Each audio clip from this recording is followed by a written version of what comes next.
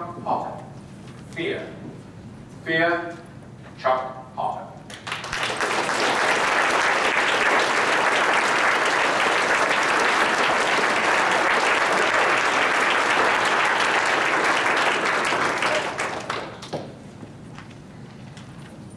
When my wife and I got married, the priest said, until death do you part.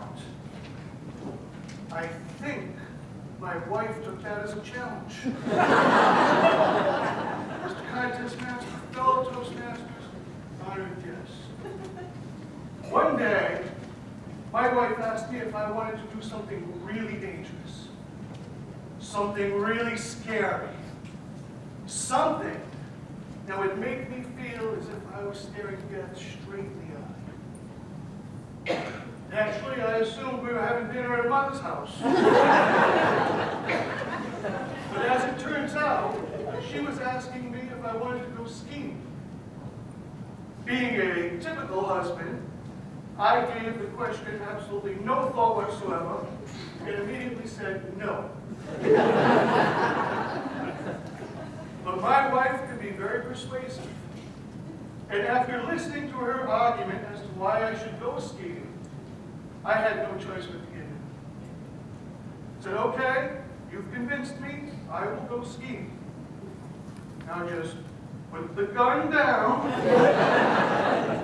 before you shoot me again. The very next weekend, there I am, going 100 miles an hour, swerving all over the place. I felt as if any moment I was going to fly right over the edge and die a horrible, painful, yet very memorable death.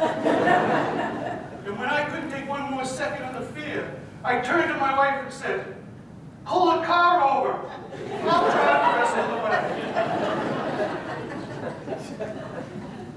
way. We finally made it to the top of the mountain, and I skied over to the edge and looked down, and I couldn't help but wonder how many other skiers have lost their lives on this dangerous widowmaker of a trail.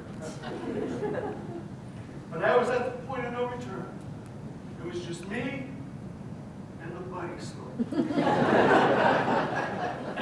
I said a Hail Mary, I prayed for a quick, painless death, and off I went. Slowly at first, swishing from side to side. I was actually starting to enjoy myself. I was having so much fun, in fact, I didn't realize how much speed I was picking up. And I started to say, snowplow, snowplow, snowplow! Bam! Right into a snowplow. Lucky for me, I hit that snowplow so hard, I lost consciousness. So I didn't feel the pain of slamming my head into every single rock on the way down the trail. When my lifeless body finally came to a rest at the bottom of the hill, people began to run over. And the first person said, oh my God, are you okay? And the second person said, that was totally awesome, dude. Can you do that again? My body missed it. Well, I wanted to give that 9-year-old a piece of my mind. But since I had already left several pieces of my mind coming down the trail, I figured I'd better hang on to what I had left.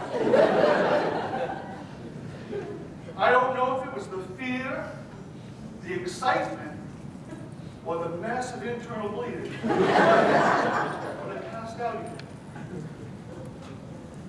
Later that evening, when I awoke in the intensive care unit, the doctor was standing by my bed.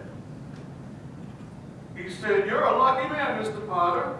You sustained several life-threatening injuries, most of which occurred when the snowplow backed over you. The second time.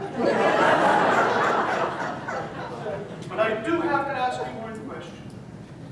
What in the world was your wife doing driving a snowplow?